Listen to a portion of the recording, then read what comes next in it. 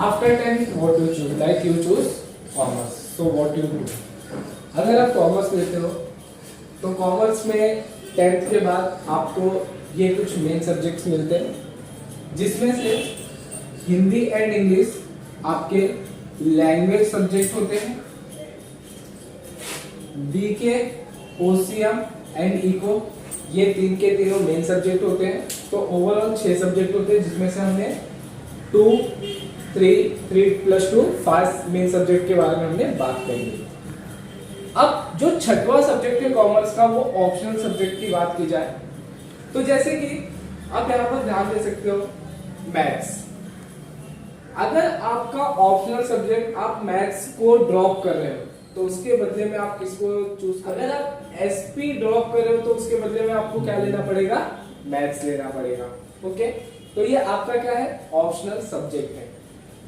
Book keeping and accountancy BK, जहां पर आपको अकाउंट्स के बारे में बताया जाता है, जैसे कि जो बड़ी बड़ी इंडस्ट्रीज होती है वहां पर कितने का प्रॉफिट होता है, क्या होता है, इसका एक डेटा बनाया जाता है कि कितने अमाउंट आए, कितने अमाउंट गए, इंडस्ट्रीज को एक साल में कितना फायदा हुआ, लॉस हुआ, वो सारी चीजें बीके में बताई जाती है। ओसीएम, यहाँ पर हमें बताया जाता है कि बैंक के क्या रूल्स होते हैं, ये सारी चीजें बताई जाती हैं। एसपी सेक्रेटरियल प्रैक्टिस उसी के जैसा होता है।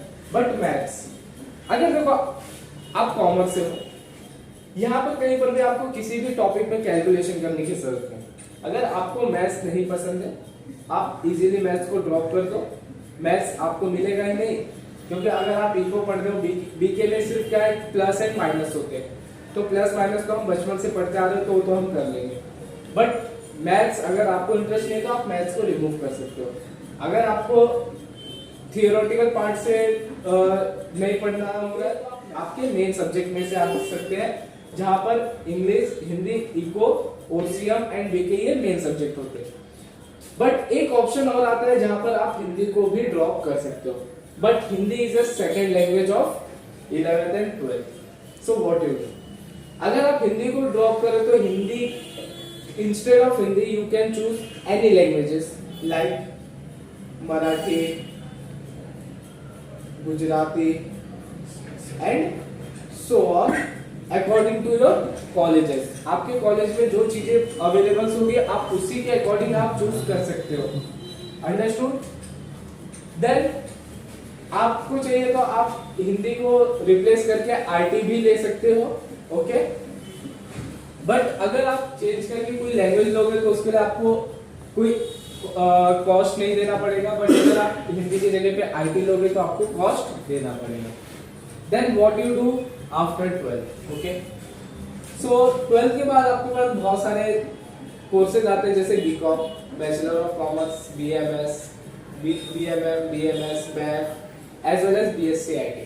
तो जो बीएससी आईटी है एक ऐसा इकलौता कोर्स है जो कि साइंस कॉमर्स दोनों से बिलोंग्स करते हैं।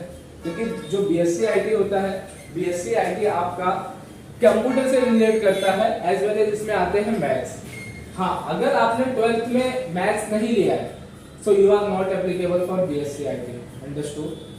Now BCom, BMS, BMS, BAF ये सब कोर्सेस आप कर सकते हो। स्टूडेंट्स का सबसे फेवरेट कोर्स होता है बीकॉम, क्योंकि बीकॉम्स का जो टाइमिंग्स होता है बहुत ही लेस टाइम का होता है। मॉर्निंग में आफ्टरनून तक होता है, 10-11 बजे तक स्टूडेंट आता है घर पे, उसके बाद वो जॉब भी कर सकता है, इसलिए बीकॉम हो जाता है। बट बीएमएम, बीएमएस ये सारे के सारे थोड़े हाई प्रोफेशनल कोर्सेज है, तो यहाँ पे हमें कोर्सेज को क्या करना पड़ता है, टाइम देना पड़ता है। तो ये कोर्सेज थोड़ा आगे चल के अब इस समय पे स्कोप में आने वाला है। प्रोफेशनल कोर्सेज इसमें है सीएमए, सीएस, सीए। तो ये सारी की सारी चीजें जो प्रोफेशनल कोर्सेज है उसमें भी आपको बहुत ज्यादा बेनिफिशियल है, क्योंकि ये chartered accountant, chartered secretary, CMA, ये सारी की सारी चीजें आपको आगे चल के बहुत ज्यादा बेनिफिशियल देने वाला है। अकॉर्डिंग टू आप कहाँ से पढ़े हो, क्या पढ़े हो, आपका एक्सपीरियंस क्या है, ये सारी चीजें ये प्रोफेशनल कोर्सेज आपको बताएगा। तो उसके अकॉर्डिंग आपकी सैलरी डिपेंड करती है।